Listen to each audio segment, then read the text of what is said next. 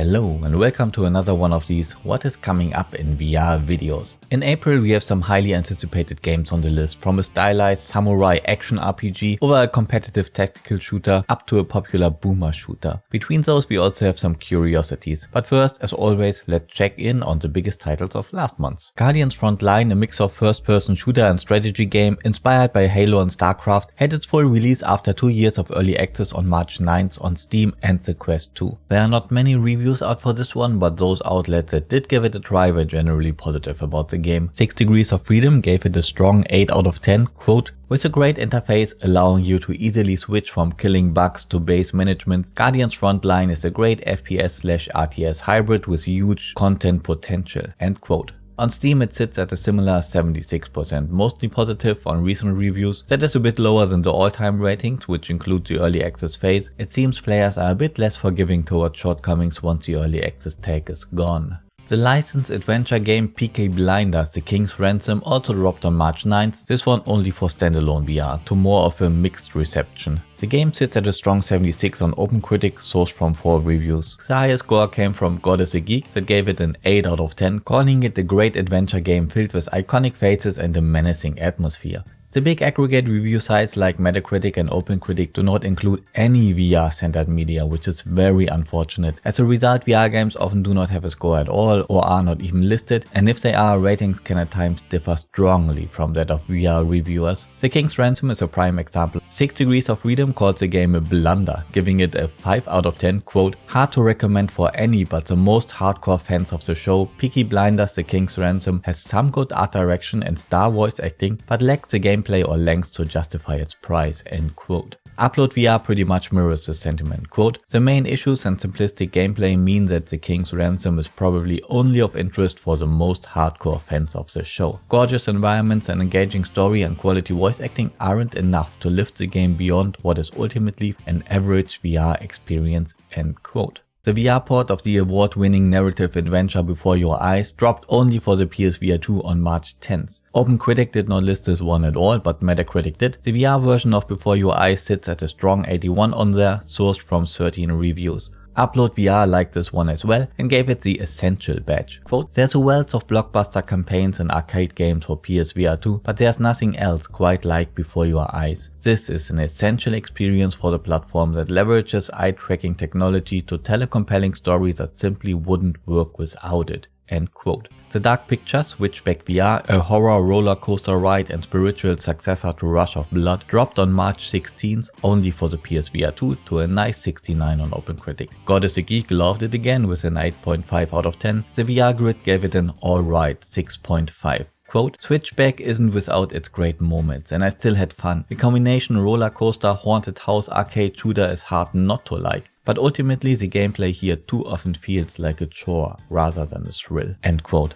On March 17th, the VR mod for the first Half-Life 2 expansion Episode 1 dropped on Steam to an unsurprising yet still impressive 96% very positive rating. Both of the Half-Life 2 expansions are pretty regularly on sale for under $1, without doubt incredible value for PCVR gamers. Ghosts of Tabor, an Escape from Tarkov-inspired extraction-type shooter, released into early access on March 21st on Steam and the Quest 2 via the App Lab. No critics reviews yet as it is early access, but a pretty strong 81% very positive on Steam, which I found kind of surprising as the game is still very rough around the edges, but the core gameplay loop is fun and addictive, so people tend to be more forgiving, especially with the early access tag. A VR port of the indie hit Not for Broadcast dropped on Steam and the Quest 2 on March 23rd. Critics liked this one. Road to VR gave it an 8 or an 8.5, they couldn't really decide. Quote, "There's no denying the underlying game is fantastic, as Not for Broadcast confronts you with moral quandaries? Look at me, I'm learning new words. As you slowly become a well-oiled cog in a dystopian propaganda machine. While the game's binary button pushing wasn't as VR native as we would have liked, the base game translates extremely well to VR, feeling decidedly more at home on VR headsets than on flat screen monitors," end quote.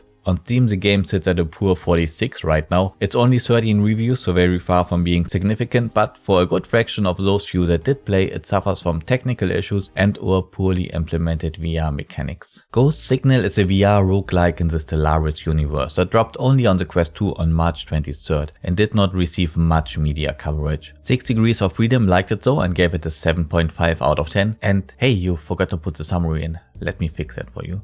all better. Quote, delivering an outstanding story for the roguelike action to exist in, with truly excellent progression and perk systems in play, it is easy to recommend as being well worth the humble price of admission. However, with combat mechanics that are slightly too shallow to fully capitalize on the otherwise exceptional elements on offer, Ghost Signal drifts into the inky void long before it has the chance to live up to its considerable potential. End quote. Vertigo 2 is a sci-fi action-adventure shooter, I guess, that was highly anticipated in the VR crowd as the first game holds dear memories for many. The game dropped on March 30th only on Steam. Glowing reviews for this one around the board. The VR realm gave it the must-buy badge. Quote, Vertigo 2 feels like a true sequel in every aspect, with it doing everything the original did well, but on a much larger scale. The game has kept its arcade-feeling combat, great look, voice acting and humor, but everything seems ramped up, making this more intense and like a bigger adventure thanks to the world's design and ambitious boss battles. If you own PCVR, for me Vertigo 2 is just as an essential purchase as Half-Life Alyx. End quote.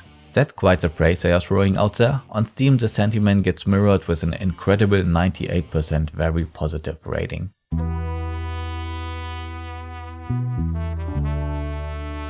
This curse is something I have to live with, but I can choose to use it for good.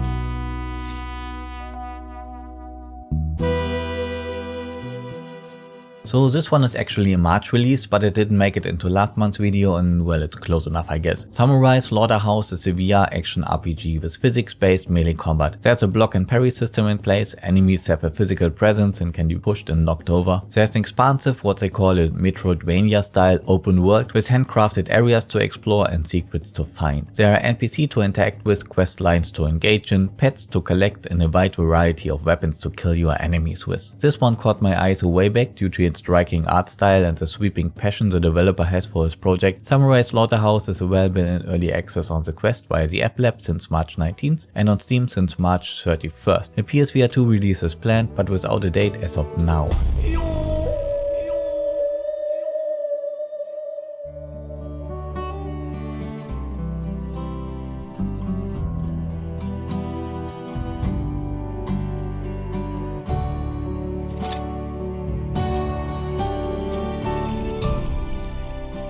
Across the Valley is a chillax farming simulator. Sow, water and harvest your plants, milk your cows, shear your sheep and go on truffle hunts with your piggies. With the bounty of your work you can expand your farm so that you can do more manual labor, I guess. It's kinda cute, so if you want a VR game to chill out in, this might be an option. Across the Valley arrives for PCVR and the PSVR 2 on April 6th. I'm genuinely surprised that there's no Quest release planned. Seems like a game that should be on the Quest. Alright, sand lizards, this is it. Rook 39 AI Tower, regular shipment inbound. And you are taking it. Should be impossible, right? We already covered this one last December, but it was delayed on a very short notice. Gambit is a 4-player arcade mission-based co-op shooter by X-Real Games, the team behind Zero Caliber. There are a ton of secrets to find, dozens of weapons, weapon attachments and skins to unlock and collect, leaderboards to climb and minigames to play. Create your loadout, choose one of 4 characters, each with its own special ability, and rampage your way through a 20+ hour long campaign. When you go in solo, AI will take over your teammates, so it's probably better to play with friends. Gambit now has a new release date, April 6 on Steam and the Quest 2.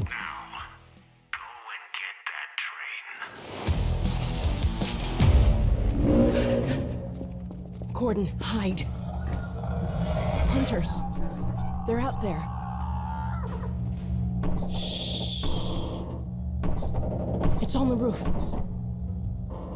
If you're done with your VR playthrough of Half-Life 2 Episode 1, good news! Episode 2 is the second installment in a trilogy of 2 that expands the Half-Life storyline. After you escape City 17, you end up in the White Forest and need to help Alex to deliver some crucial information stolen from the Citadel to fellow Resistance scientists. The mod transforms Episode 2 into a full room-scale VR experience featuring intuitive and realistic weapon interactions with quick and easy weapon switching via a radial menu, ammo storage over your shoulder, functional iron sights, two-handed weapons and manual reloading. The mod is going to be incredible as the work of the Source VR mod team always is. It will be available on Steam on April 6. The mod is free, but you have to own the original game. It's like $6 or $7 and very often on sale as I mentioned earlier.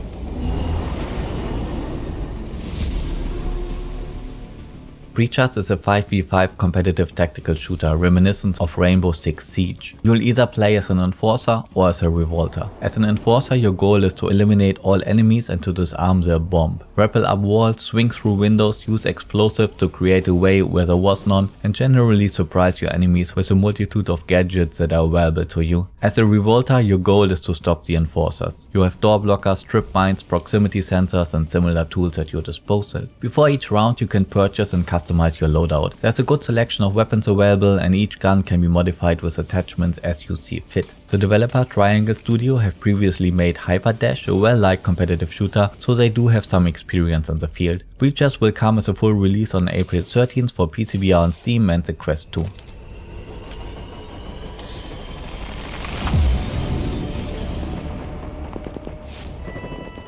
Mighty Yell invites you to an all-new adventure.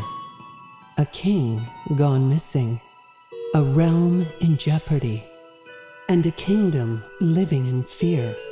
You must save them, all from your grandmother's attic. A Night in the Attic is a charming little puzzle game that is designed to be a relaxing seated VR experience. The game takes place in your grandmother's attic, where you pick up one of those labyrinth games that you need to tilt to roll a ball through it. Well, this is no ordinary board, as it transforms into a whole fantasy world in peril. You guide the heroine Guinevere by tilting the board and rolling her through the world. Listen, she has had a few too many snacks, okay? I think we all can relate. The game promises out-of-the-box puzzles, a magical world that unfolds as you roll through it, and a new spin on the Knights of the Round Table story. Furthermore, you can find and collect scrolls to unlock new challenges, thus adding some replayability to the game. A Night in the Attic is coming to the Quest and to Steam on April 13th. None of us is ever prepared for the challenges ahead. But you might be. A Night in the Attic.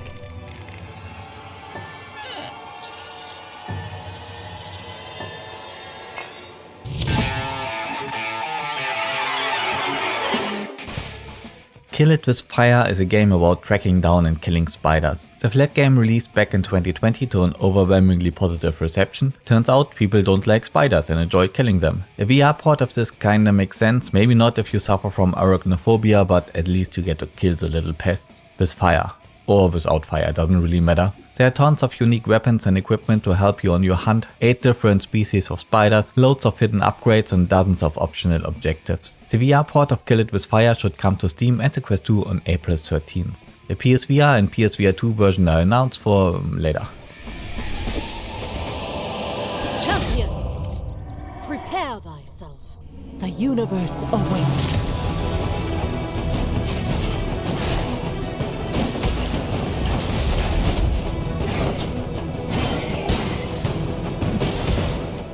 Amid Evil is a fairly popular boomer shooter that harkens back to the days of Heretic or Hexen, staying retro where it can but modernizing where it makes sense. Amid Evil released in 2019 to a very positive reception and now we get an official VR version. The studio emphasizes the point that this is not a quick and dirty VR port, the whole game is rebuilt from the ground for VR. The game is built in Unreal Engine 4 to get a combination of retro yet modern looking visuals. You can collect a bunch of ludicrous magical weapons and sprawling non-linear levels filled with secrets and lore. There are 7 distinct episodes, each featuring completely different settings and enemies. Amid Evil VR is scheduled to release on April 20th on Steam and the Quest 2.